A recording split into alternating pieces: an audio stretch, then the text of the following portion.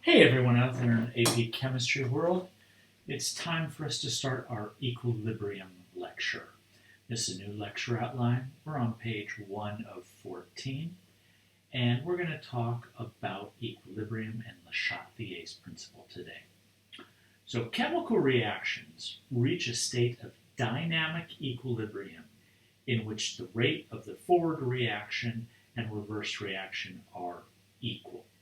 That's meaning there is no net change in the composition of the equilibrium mixture. Okay? Do we have reversible reactions? Yes. It is possible for a reaction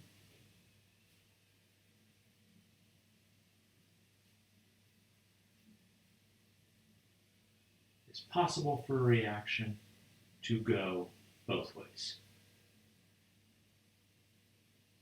Okay? Now, we're going to talk a little bit about this in terms of reaction rates. Basically, the rates have to be equal. That's the only thing that's equal to equilibrium.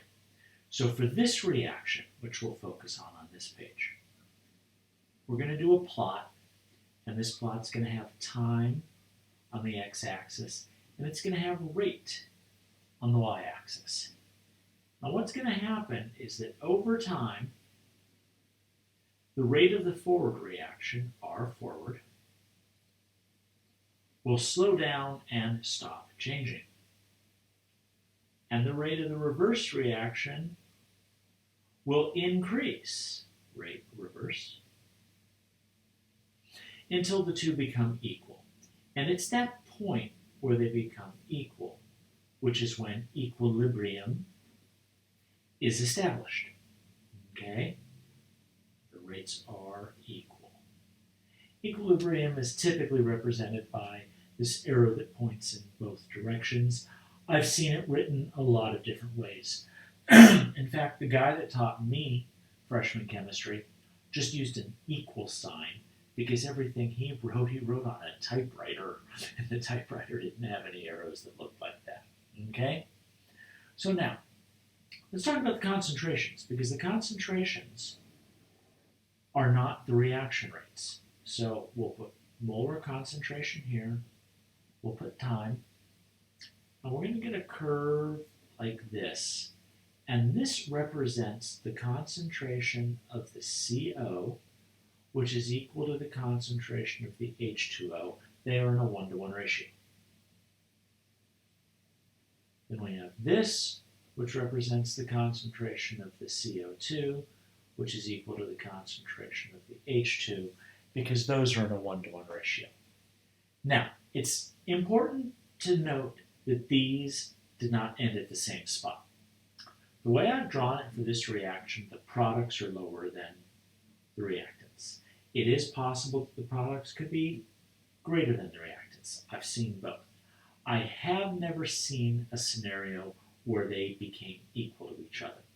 I'm not saying it doesn't exist, okay, but I've never seen it happen, and I've been doing chemistry for a pretty long time now. So the point of this first page was to establish the definition of chemical equilibrium. Let's go on to the next page, and we're going to look at something called the Chatelier principle. When a system at equilibrium is subjected to a stress, the equilibrium will shift to relieve the stress. Now, what things could be a stress? Well, let's at first just consider adding and removing species. So in the same equilibrium, if I add CO2, I've got a higher concentration of this. Now, that means I have more collisions with water molecules. That means I'm going to produce more CO2 and H2O. Pretty much any time you add a reactant, that's going to produce more products. If I add more water, I have more collisions with carbon monoxides. That produces more products. Now, if I add carbon dioxide, I'm going to have more collisions with the H2, and that's going to push the reaction backwards. If I don't add H2, but I actually remove it, fewer collisions, which means the equilibrium shifts that way. remove CO, same explanation, fewer collisions, goes backwards. Now let's be honest, the AP exam's never going to ask you something that's quite that straightforward. They're going to ask it in more creative ways. Okay? So, adding, removing substances. We can change other things, volume, pressure, temperature, etc., and also have those be stresses. So, new reaction, N2 plus 3H2 gives us 2NH3, and it is exothermic. If the volume is increased, that's going to favor the side that has more moles. That's basically Avogadro's law, right? V1 over N1 equals V2 over N2. Or you could also think of it this way. More space means they can spread out more. Okay? Now, what if the pressure is decreased? Now, decreasing the pressure means these are not going to be pushed as close together anymore because I've got more reactants than I do products. They're not going to hit as often. It's going to shift back that way. Decreasing pressure favors the side with more moles of gas. Now, if the temperature is increased, well, temperature is a product, energy, right? Exothermic. That pushes it back towards the reactants. If the system is compressed, compressed means to make the volume smaller, which means the equilibrium is going to shift to the right because that would favor the side that has fewer moles of gas. Placing this into an ice bath would be like removing energy, and it absorbs the energy and allows the reaction to continue forward. A catalyst will have no effect, okay? It will increase the rate of the forward reaction, but it will also increase the rate of the reverse reaction.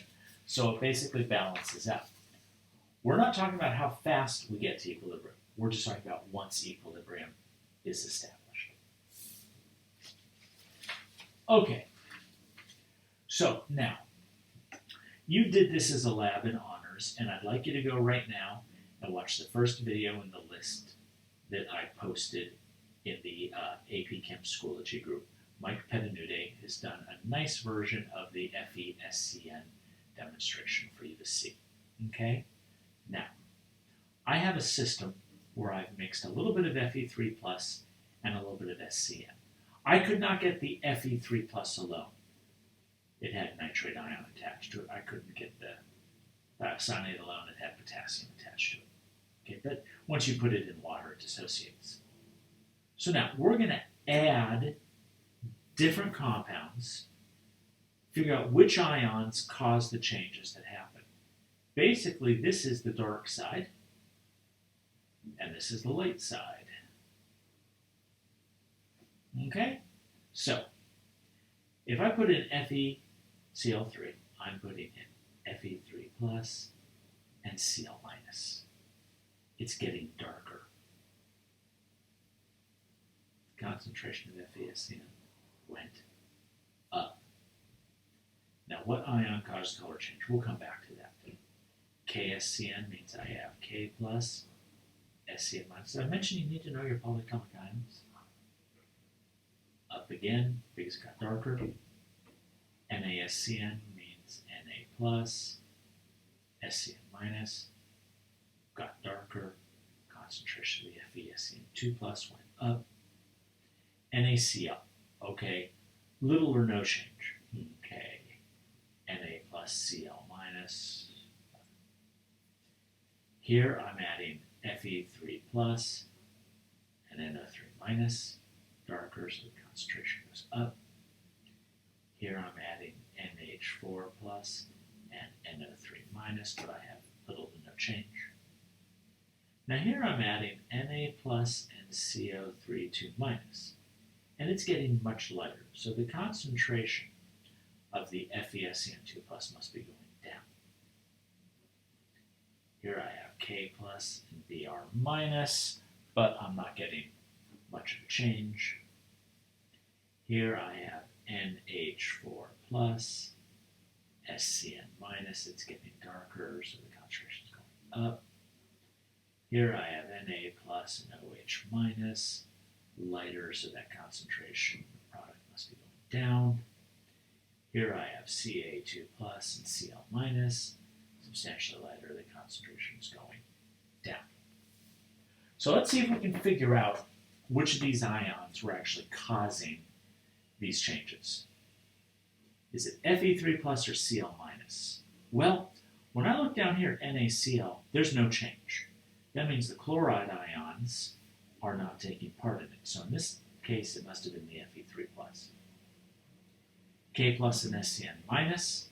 Okay, well, KBr had no change, so that means the K plus is not doing it, and it's the Scn minus. Na plus and Scn, I think it's going to be NaSCN, or the Scn minus again. And here's my proof. The sodium ions cause no change. Okay? Here, Fe3 plus, which I tend to think, or nitrate, well, the nitrate didn't do anything here, so it probably didn't do anything there. So Fe3 plus. Here, nothing happens, so I can eliminate ammonium. It's not taking part in anything. So this had to be carbonate. CO3 2 minus brought it down. Okay, little change, so nothing happening here. Ammonium I've already eliminated, so this must have been the SCN minus. Sodium I've eliminated, so this must be the OH minus. Here it's got to be the calcium 2 plus, that's all that's left. So in this case, I have some spectator ions. K plus, Cl minus, Na plus, NO3 minus, NH4 plus. Okay, I think that's pretty much all of them. I might have missed one. Okay, so Fe3 plus and Scn minus, of course, they're the reactants that shifted to the right. But how about these ones that shifted to the left, where the concentration of the FeSCn2 plus goes down? Well, it turns out, in the first case, it was carbonate, CO3 2 minus, which can actually react with Fe3 plus and can form Fe2 parentheses CO3 2. Put a 2 and a 3 there. So as this precipitates, it removes Fe3 plus from the equilibrium, and the equilibrium shifts back to the left to replace it. Now, OH minus did the same thing. OH minus plus Fe3 plus gives me FeOH sub 3. How do I know these both react with the Fe3 plus? Well, because they're both negative, so they're not going to react with something that's negative. They have to react with something that's positive. Now here, it's calcium ion, Ca2 plus, which is reacting with the Scn minus and forming CaSCN, which is a precipitate like this was. I'm removing calcium ion, and the whole thing shifts backwards. All right, cool. Next, I want you to watch the video dealing with the NO2 tubes. There was a good video of that done by a guy named Erwin Telesnik. Erwin's no longer with us. He passed away about a year ago. Okay, but he was one of the master demonstrators of all time from up in Canada. So go watch that. Okay, so here's what you saw basically. We'll just keep it to 2 beakers. Now, we know that the NO2 is brown and the N2O4 is clear. So if I have hot water, I had a tube here that got darker. And in the cold water, or liquid nitrogen, it got clearer. So what that means is 2 NO2 to give me N2O4. Energy makes it darker. NO2 is darker. This must be exothermic. Okay? All right, now go watch the last one, which is the cobalt chloride demo. Okay, so this time we have basically 3 samples, okay, And we have one that's at room temperature, and this is just for reference. Okay? Now, this stuff is pink, and this stuff is blue. Okay? So when I have hot water, the tube in there gets much darker. And when I have cold water, the tube that's in there gets pinker.